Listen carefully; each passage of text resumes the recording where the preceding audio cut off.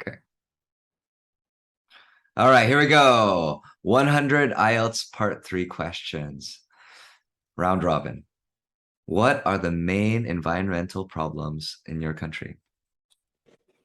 I'd say that the main environmental problems here are going to be trash management as well as pollutants in waterways and water systems.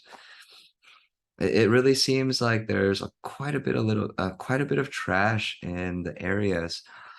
And I think that if we were able to improve the waste management systems in terms of trash or trash trucks, the whole departments that work inside of sanitation, it would improve overall. In regards to the water pollutants, their universities here in Thailand have always checked for how clean it is, and their results have always been trusted. And I would say go to the next stage with that, entrust them to take the results and then try start cleaning it. Okay. Why should people be concerned about the environment? This one is important to me because I went to the Great Barrier Reef many years ago and I was able to see it and swim in it, go and scuba dive around there. But now those sections are completely cut off to my son, the next generation of, people trying to see something beautiful. So I think that's really one of the biggest reasons that the environment should be protected. How can people protect the environment?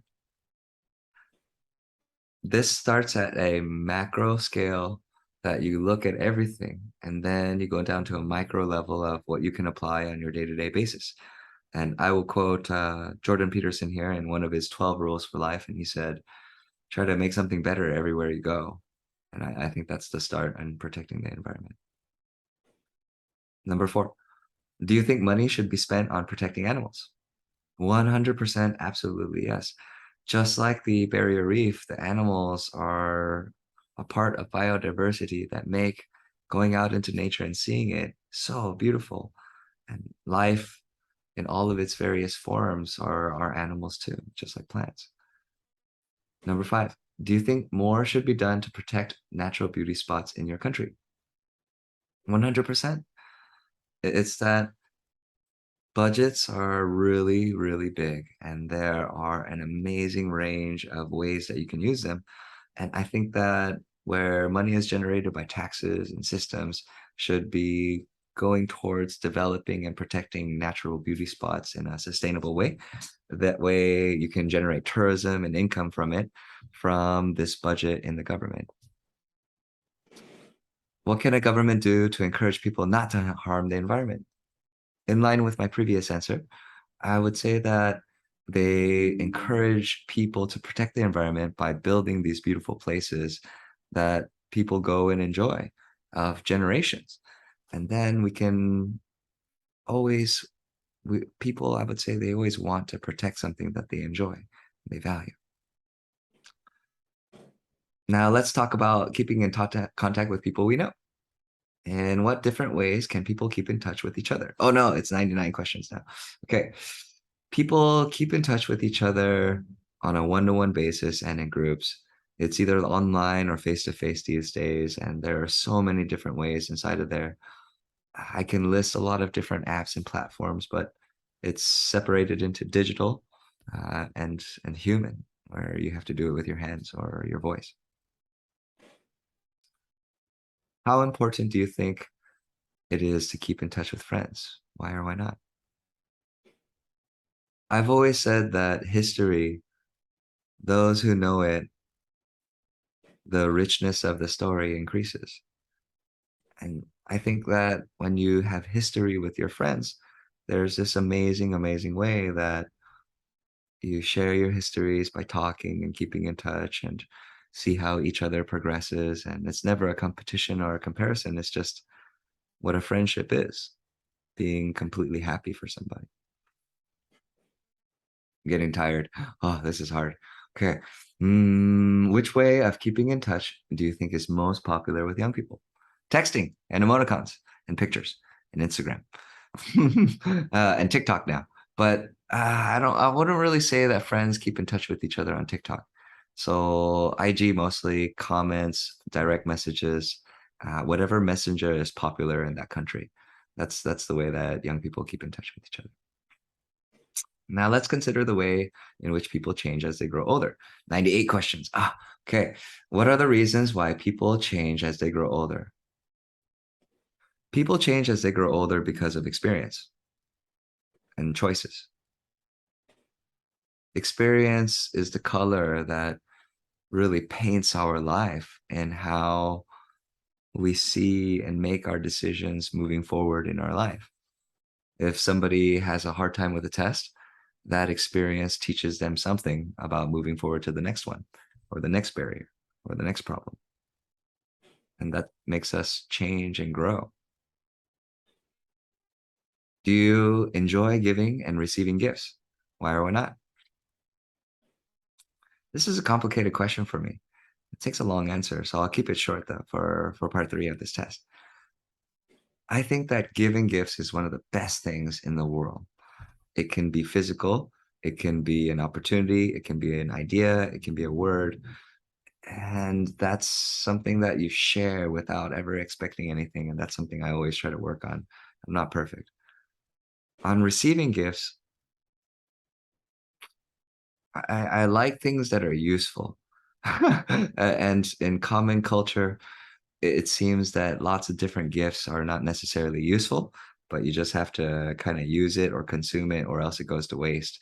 And then it depends, I guess. Mm. Who usually gives me gifts? The people I love and care for. Absolutely. And I appreciate it every single time, regardless of what I just said, because there's a time and there's an energy and there's an effort that goes into how people share their life's work with another. That's a form of a gift. Doesn't matter how much it costs or how much time it takes. It's just that's what people share when they give something away. Who do I give gifts to? I give gifts to the people that I care about when it seems like the moment and the timing is right. It's always something that I wish they could use on a daily basis, or it takes them further in life. And that's what I always try to stick to. Mm. In your country, when do people usually give gifts? We have in America, it's all around the holidays, which is commercially about every month. In Thailand, it's similar there, and it's around gifts in Songkran as well as key Chinese holidays that have impacted Thai culture. What kinds of gifts do they give? In Korea and Asia, it's common to give fruit and food, money, gold, as well as a wide range of other customary snacks. I think something consumable in these kinds of gifts is really a practical thing. So that's good. Again, nothing really goes to waste unless you go excessively. Yes. Okay, almost done. Almost done with my turn. And then you're going, oh, dude, this is hard. Okay, here we go. Do you think gift giving customs are different now than they were in the past? How? Yeah, it has definitely changed. It's because there's this growing expectation that has come with each holiday and the way that people interact with each other. Therefore, whether it's Valentine's Day, Mother's Day, or Father's Day, people they think that it's a good time to give a gift. And that's something that's really changed from about 20, 30 years ago. It's that the holidays were very important still. However, in the end, it was more centered around the gift giving, not the holiday. And I think that's how the customs have really changed. Okay, all right. I think it's supposed to be four more and then I'm done with my segment. Okay, all right. Do you think they will change in the future? How? 100%. It's where digitally it's so much easier to buy a gift card to something where people will shop and buy something what that they want. And I think that that's going to really change in the way that you can within minutes buy something on Amazon, have it be sent to your friend or parents or your family's house within a couple of days, and it's done. And it takes out the personalization, it takes out the delivery that's like by hand. a lot of the human factor. And so uh, it's going to be a battle between what's convenient and what's not. Hmm, okay. What do I do? I am a teacher and a writer. I also own a school where we founded it on just a few students. Today, we have a lot of teachers with multiple backgrounds from all around the world, and we teach people how to think and learn. It's pretty amazing. What are my responsibilities? Everything.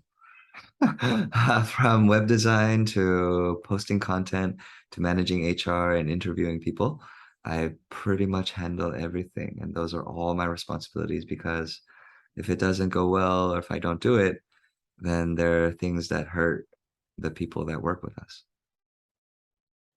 Last for this round. How many hours do I work every day? I work about 6 to 10 hours a day, sometimes like 2 to 4. It really depends. And I try to see what makes me most productive and what I'm making the most, as well as what I enjoy doing most with my students and people that I engage with. 22 questions in a row. Okay, now it's Jenny's turn. You may go. 23. Do you enjoy your work?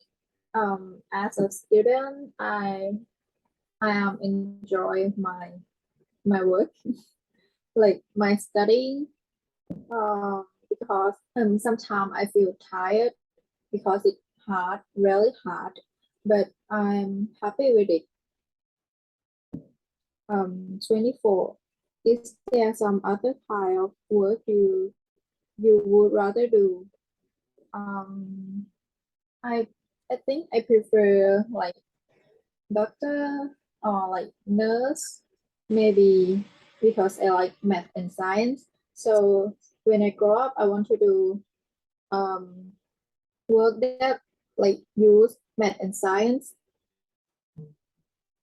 And 25, if you could change your job or profession, what would you do?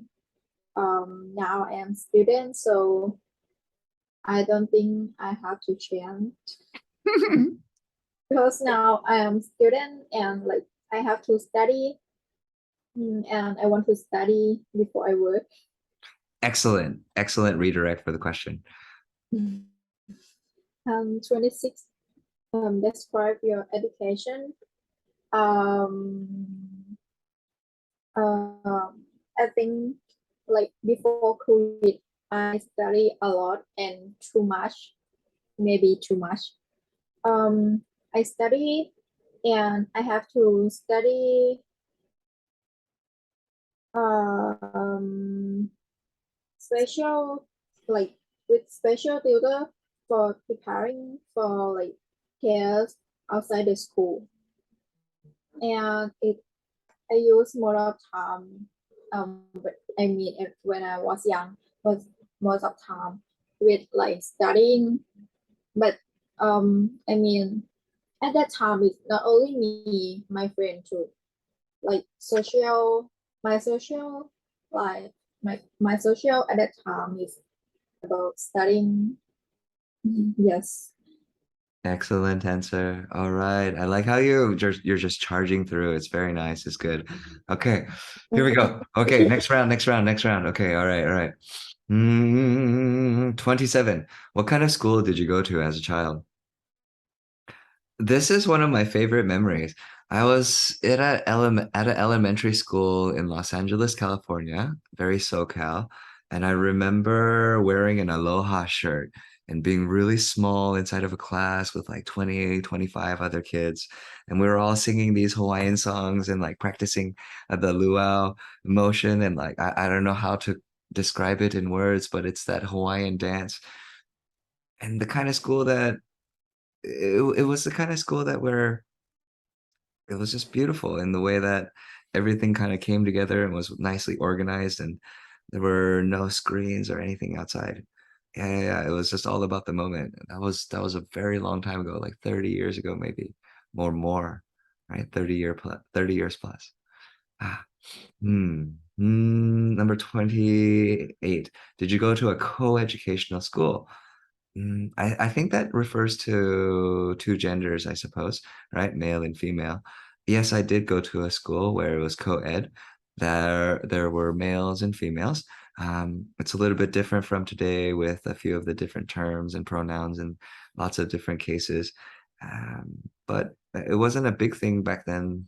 I wasn't.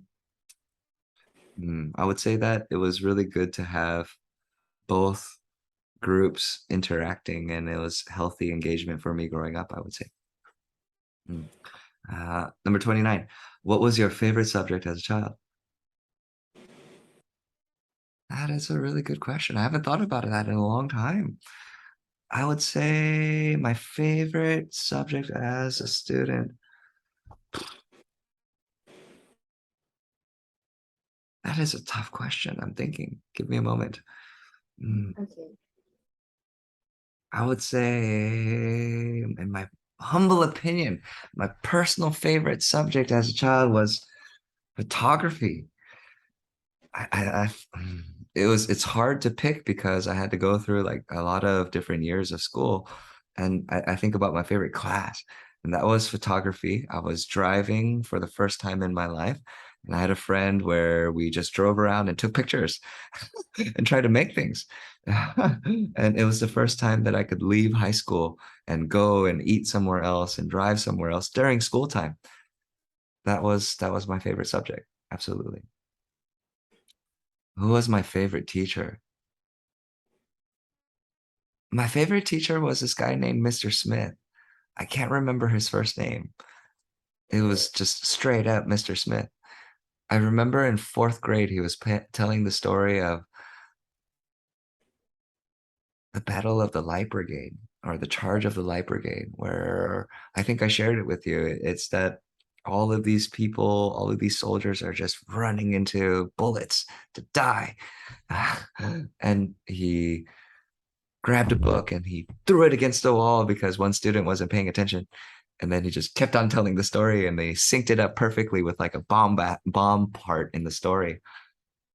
He was my favorite teacher. Absolutely. Yeah, that was history class. What is the education system like in your country? In America, there are a series of public and private systems, and you can go there based on where you live and where your address is, or how much your tuition your family or yourself can pay. There are a wide range of experts varying in skill, and there's experience in how people teach for like 30 years in these systems. It's been growing and growing for the last 150 years, and arguably, I still think it's one of the best in the world. Do you think your country has an effective education system? So to say why it has a good system, it teaches people how to survive. We have all of these different kinds of requirements throughout every system and every world and every work and job that we do.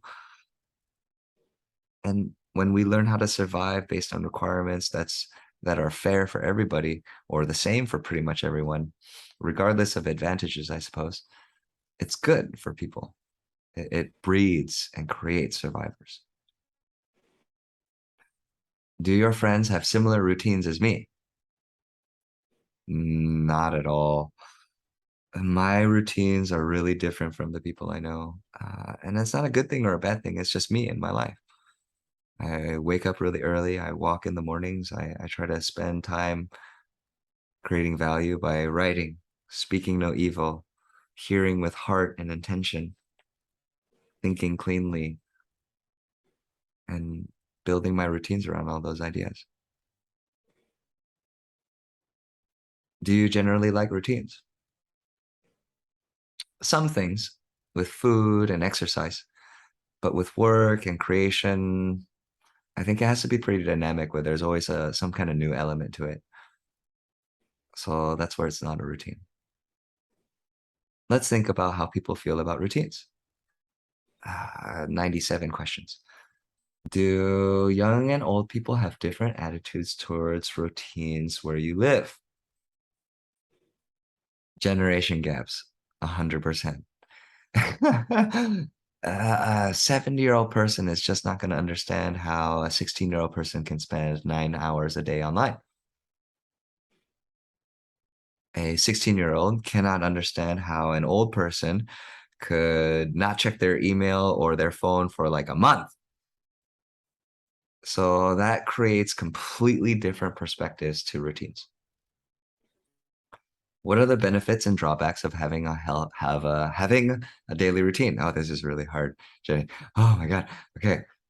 The benefits of a daily routine are you get regularity in your system that creates granular improvements in whatever your goals are. The drawbacks of a daily routine is that it can sometimes get boring. Let's consider choice in routines. 96 questions. What factors influence most people's daily routines?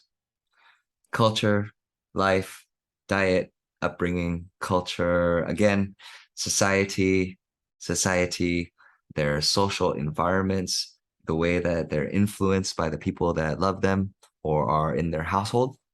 These are the ways that factor into how a person creates their daily routines. Let's talk about international tourism. 95. Okay. Why do you think people want to visit other countries? I think people want to visit other countries because it's out there. They're there. There are like 196 of them just waiting for a person to experience something new and interesting that teaches them about life and how the common denominator of people is seen no matter what place you go. Everyone needs love. Everyone needs shelter. Everyone needs food. Everyone needs water. What makes some places very attractive to tourists? The internet, Google, reviews, pictures. All of these factors, they increase how a person has a dream about a place. So if you look at all the data about how many times people have been searching the Northern Lights or Iceland or Aurora Borealis for the last 30 years after like certain movies came out, it's definitely where going to see that is more popular now. Let's think about friends and friendship generally. How do people usually meet friends where you live? I have to say currently, people don't make new friends as much anymore. It's kind of hard. For me personally, it's going to be that I have to go out there to meet somebody and talk to them and say like, oh yeah, let's email, let's talk, let's chat. And then maybe we can become friends that actually hang out in real life. For kids, for teenagers and young adults, I'd say that making friends general like it gravitates towards where you go to school and what kind of activities you're in. And then there's all the social dynamics that play into that, which get pretty complex. How are relationships, or is it easier for adults or children to make new friends? Why? I think it's generally easier for children to make friends because they have less fear. They have fewer inhibitions. They don't worry as much about lots of factors or long-term things. It's just, hi, how are you doing? Do you have a snack? I can share. This is great. It gets more complicated as you get older with expectations. Yeah. How are relationships with friends different from relationships at work or college? I've discussed this with my students recently and with friends. It's that in life, we have a few categories of communication. I think it's the ones we have with our family. It's the ones we have at work or school with teachers. It's the ones we have with our peers and our friends and our colleagues. It's the ones that we have with our deepest, closest friends. And then the last one would be everything that's not included in the four other categories. Is it possible for people to be close friends with their boss or teacher? Why or why not? This is something also too that has changed. I think it's totally possible because things change, time passes. somebody's not your boss anymore, or somebody's not your teacher anymore. And it's completely and totally feasible that you could become friends with somebody because their mind is cool, it's interesting, it shares things, it's supportive, and it helps a person go on through life by just, this texting. Okay. All right. I'm on a roll. All right. Your turn. All right. Are you ready? Yes, I'm Okay. ready. Okay. All right. Let's talk about, okay, 94. What type of special occasions are generally celebrated in your country? Um, just a moment. 50.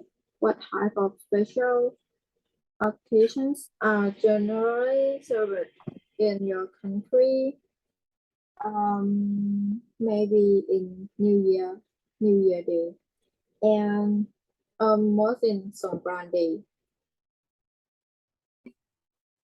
Um, and I think Thai people will celebrate with like birthday.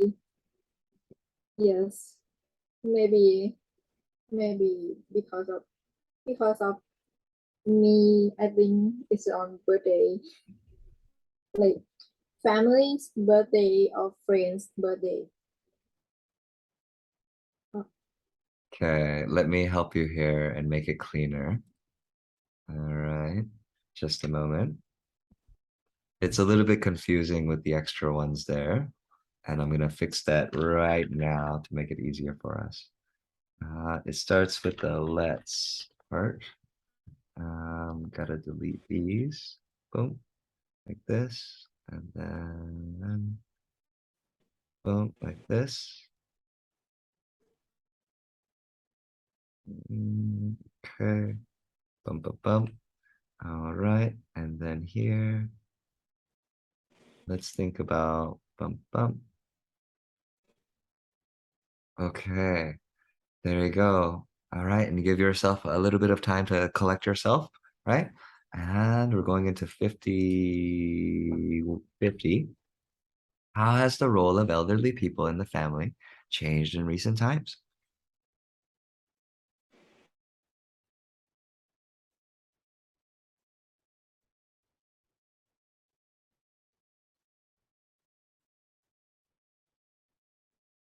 oh, is it my turn? Yep, I think it's your turn. Okay. How has the role of elder people in the family changed in recent times? Um, I think elder people like grandfather, grandmother, very important for family. But like everyone in family is important, but maybe like the younger maybe like lost them for some time, like because many daughter and son maybe focus on like their parents, but the one who really love them is like grandparent. And yes, but sometimes maybe, but I think in Thai, um but I think in Thailand, like grandchild really love and take care their grandparents, maybe uh because of like culture in Thai that make them really take care of their grandparents. Good answer. Uh, and in your country, which do people prefer, watching TV or listening to the radio? Why? I Trying to think see him. listening Try not to to see him. I think this is this is listening to the radio. But like not real radio. Because nowadays I think they usually listen in like their phones or like many devices, but but it's not radio, not real radio.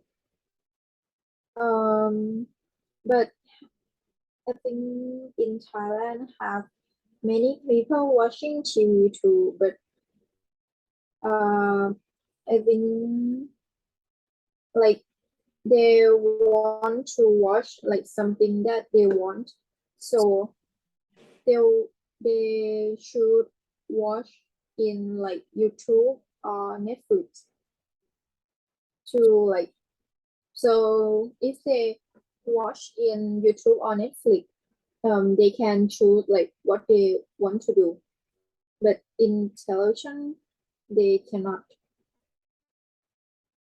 And um, how important is it for families to celebrate occasions together? Why?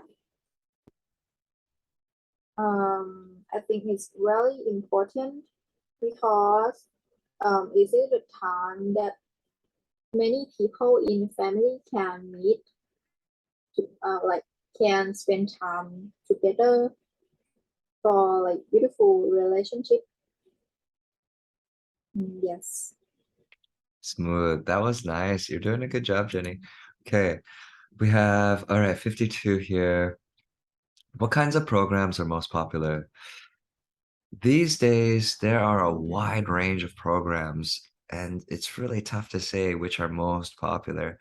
Traditionally, football is going to be the most popular worldwide. Additionally, there are a lot of pop and music, as well as soap opera slash dramas that really generate quite a bit of interest. Do men and women tend to like the same kind of program? Why or why not? I think people of all different preferences or genders, they have all different kinds of things they like to watch. There are so many audiences now, again, and a myriad of channels that people really can select anything they want. So, no, they don't like the same kind of program. Some people think that watching TV can be a negative influence. Would you agree? Too much of anything is terrible. It's that if a person absorbs 9 hours a day of somebody saying, "Hey, you're good, you're nice," and then they don't understand about when real life changes things or it's not like that, could get a little confusing. So just like all of everything we consume in our brains, it has an influence, so we should control it well. What kinds of TV programs about different places are most popular in your country? There's this Sunday night game show, I think that's really quite popular in Thailand. It's like Hollywood Nights, and I would say the best thing about it is that it's just like a group of people gathering together on a Sunday night to have a wonderful evening playing games and guessing things that are fun and relevant. Mhm. I think that's one of the most popular programs. Okay, here, bum, bum, bum, bum. Can people learn more about geography from TV than they can from books? Why or why not? They can learn a lot more from infographics. Infographics in moving form with spoken words or sounds that help a person understand geography in a spatial sense is significantly better than a static image inside of a book. I saw a video that in 20 minutes pretty much went through about 13 billion years of history, and there's no way you can do that with a book. Impossible. But in 20 minutes, it was done with video. So big difference. Do you think TV programs about different places encourage people to travel themselves? Why or why not? It really depends on the person. However, in general, whenever we see something different, this idiom comes to mind. The grass is always greener on the other side. As a result, when people look at a different place, they think it would be nice to be there, and that might be better than here. Therefore, TV programs, they encourage people to see a different world. a different environment. 58. For what reasons do you think international travel has increased in recent years? Definitely not in recent years. Before that, it was primarily because of budget airfare and lots of small companies popping up and offering a lot of marketing campaigns for travel and packages throughout the world to almost an exponential rise in travel where 30 years ago, the percentage of people that would just leave their country and go work somewhere else was significantly lower than today. Yeah, significantly lower than today. Hmm. So, but in the last 3 years, the pandemic has shut that down. For what kind of foreign TV programs, what kind of foreign TV programs are popular in my country, in Thailand? Those ones are all the ones on Netflix. I see on top 10. Generally, this algorithm is constantly adapting and changing, but it is controlled by what most people are watching. There tend to be a lot of Chinese dramas, Korean dramas, American TV shows and movies, as well as a lot of older American TV shows. Um, hmm, I should not say very difficult.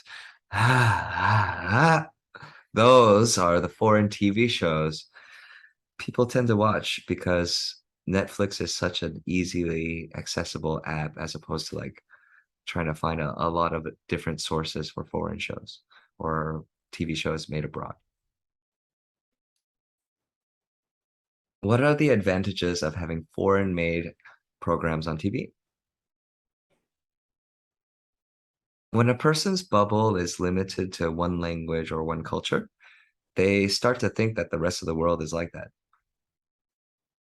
The first phase would be where, wow, all of this content is made by a person that doesn't live in my country and doesn't speak my language, but there's still something good to it. That's the advantage. Some people think governments should control the number of foreign-made TV programs being shown. Do you agree and why? No way.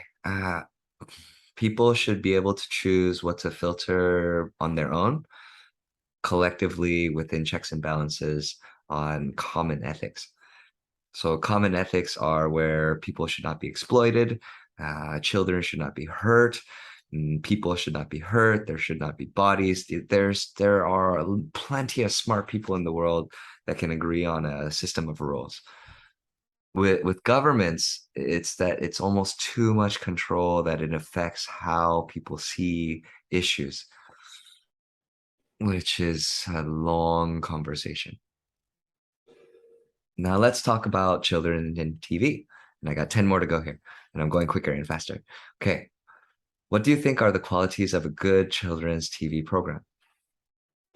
Clean language, demonstrable educational strategies in the way that they edit, plan, and provide slash deliver all of these shows. When they think about the scientific concepts, philosophical concepts, as well as morals for people to live by, again, there's always some kind of common set. For example, don't touch an oven. It's hot. Or when somebody's speaking, try to let them speak their mind and respect it instead of fighting it.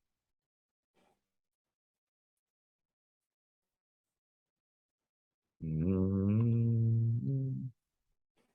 In your country, do most grandparents live in the same house as their children and grandchildren? In Thailand, yes. It's a community environment that is a macro level effect of the retirement system here. There are many countries in the world that promote and support retirement homes, senior citizen living, stipends, and budgets for them to kind of survive. However, in lots of Asian countries, not just Thailand, it's good to have children who will take care of you because there are not a lot of other systems in place for you to be able to get care if you're old and can't take care of yourself. What are the advantages and disadvantages for grandparents living in the same house as their children and grandchildren? So many advantages, some disadvantages that can be handled easily. The advantages are they live longer, they're happier, they have a life of experience to share with the younger generations in the house, and everything becomes richer and greater. The tiny disadvantages are there's care involved, but you love them, so it should be done. It's also, I guess, one other small disadvantage would be people really enjoy creating and having their own space. And sometimes for a grandparent, it's difficult to live in somebody else's space. Do you think some people retire from their jobs too early? Why or why not? It depends on how they choose to live post-retirement. If it's just sitting on the TV, sitting on a couch and watching TV, absolutely not. I think it's a terrible decision to retire early. You should keep active and keep doing things, keep producing, just scaling down the time to refocus on the things that you find more important as you get older. But there are a lot of young people retiring early, and that just means that they have enough money to pay for whatever their goals and design dreams are in lifestyle and everything else. Mm. On which occasions do people in your country usually give presents? I feel like we've discussed this already, so I'm going to go ahead and skip this and move on. But wrapping presents, up to you. Do you want me to answer this one? No. Yeah, I think it's unnecessary. So you're starting to see how there's a pattern too in all of these, right? Yes. Okay, good, good, good, good. That's the main point. Okay. This is a good question to ask. Do people who receive a present usually open it straight away, or do they open it later? Why or why not?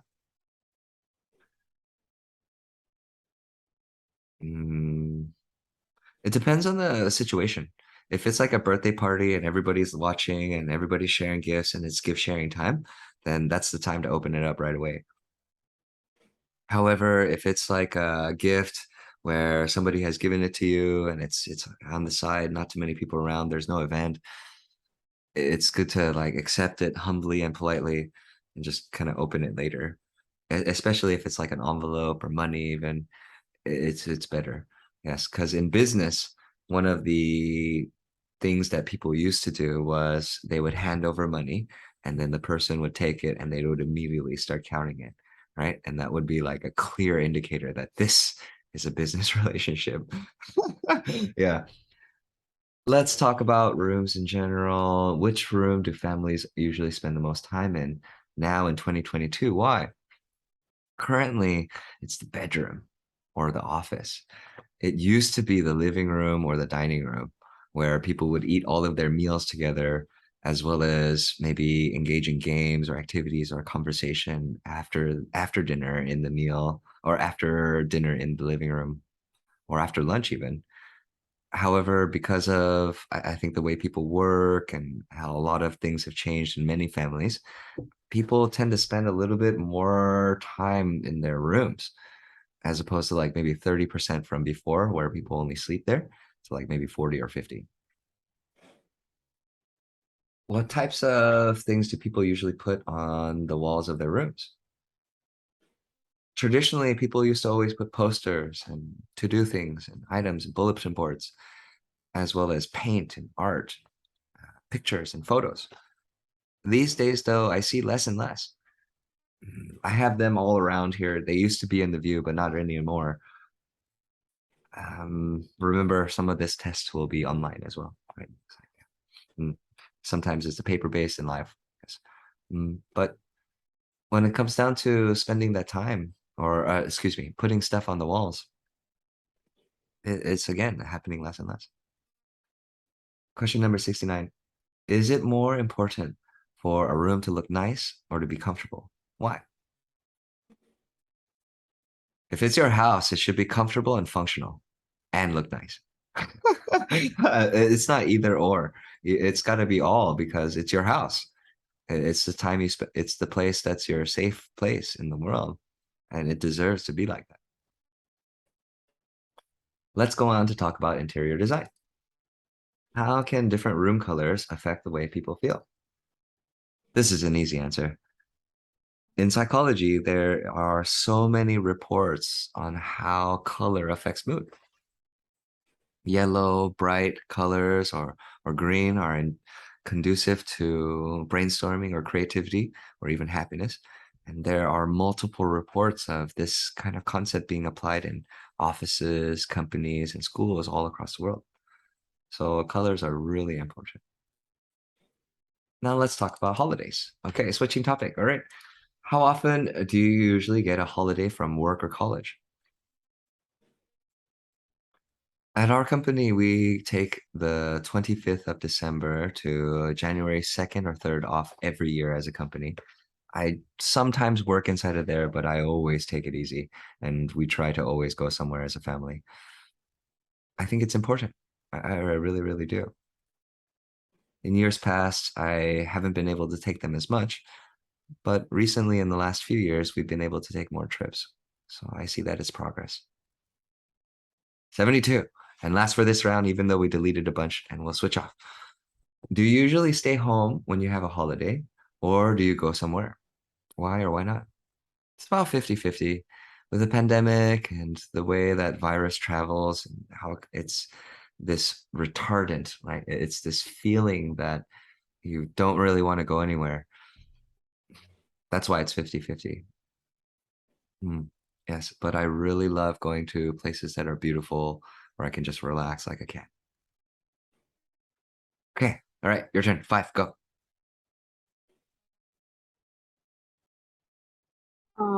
Which question? Number 73. Okay. Um, what did you do the last time you had a holiday? Um, Our holiday. I think I didn't travel for like holiday for long time because of like pandemic era. Um, maybe travel. Oh, okay, I can remember it.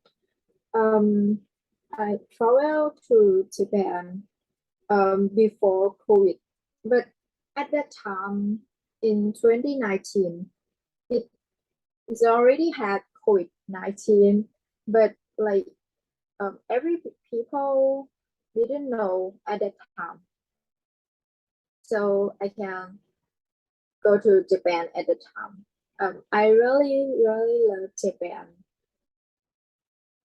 I travel a lot, and the place that I love the most is Disneyland. I I play a lot of um and I took a lot of picture, and this is really important to me because like after this trip, everyone know about COVID-19 and I cannot go anywhere.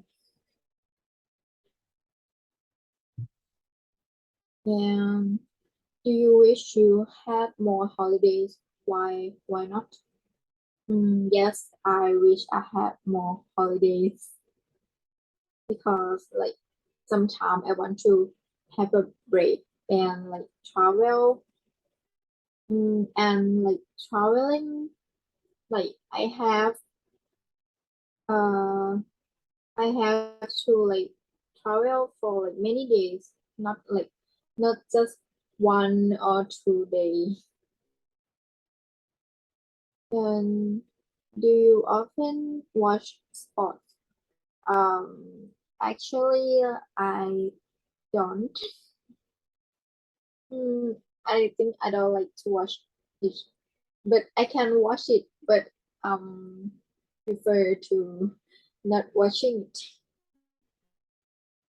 Do you do a lot of sports? Actually, no. I can play some some of them, but not a lot. What device do you think will be popular in the future? Mm, maybe device like um I think phone is continue really popular because it make everyone can talk to others. So and nowadays phone can do like almost everything. Like if you watch if you want to watch something or listening to music, watch series, call to friends, like you can do everything in your phone right now. And do you think people spend too much money on electronic device? I don't think people spend too much money on it because mm, but I think it depends on people. Like they use um they use that device like um they use that device for good value like compared to the money that they spend on it. And in what ways can electronic device make our life harder? I think electronic device make our life easier because it help us for like everything. And in what ways can electronic device make um uh um what would the world be like without computers? Um I think is it the world to like um in the past they in the past everyone can live without computers, without telephones. If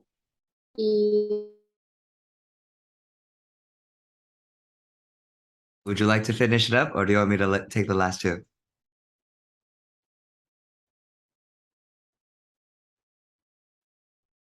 Testing one, two. Huh? Do you want to take the last two? You can do it.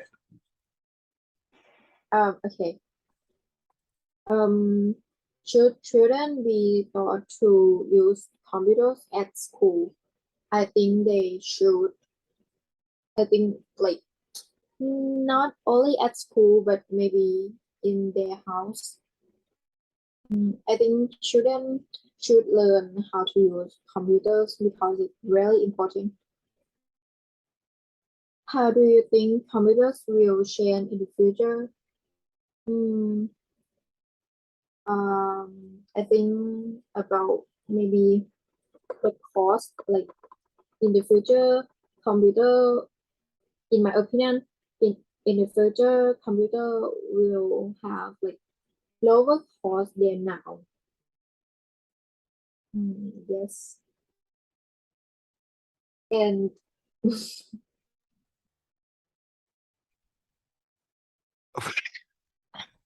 Young lady, that was a marathon. We just went through 82 questions and answers right now in less than yes, an hour. All right, like high five, okay? That was not easy. All right. right. Yeah, like I have to give you some quick encouragement here. Like the first thing was you just rolled through it. It was really amazing. It's like you got into the flow like it was an exercise because I was treating it the same way too. You know? Clear? Okay, All right. yeah, The format is also very nice where you feel like you're finishing and then you know you're gonna ask yourself the next question. okay, Right? yes. And that helps kind of control your flow. Okay. All right. So that's good. It was really good how you applied that. Number three here that I really enjoyed about your speech was there was a great percentage of it that was so natural. Mm. Yeah, Okay, supernatural, It was a big percentage of it that was very natural. The only improvement points I got are gonna be we tried not to say and you switched it up a few times with like and that was nicer. Okay. Okay. All right, so you got that range where you can use that to describe what's happening in your brain. I did it a few times, and then I tried to make my a little bit more natural in some of the other questions. Does that make sense? Okay. Right. Yes. Cool, cool. Yeah, you're increasing your range with that sound. It's like ooh. Okay. Okay. Yeah, it keeps it more interesting instead of like a like this. Okay. Okay. Fair, fair, fair. All right, cool. Okay, we did it. All right, I'm stopping this here now. Okay.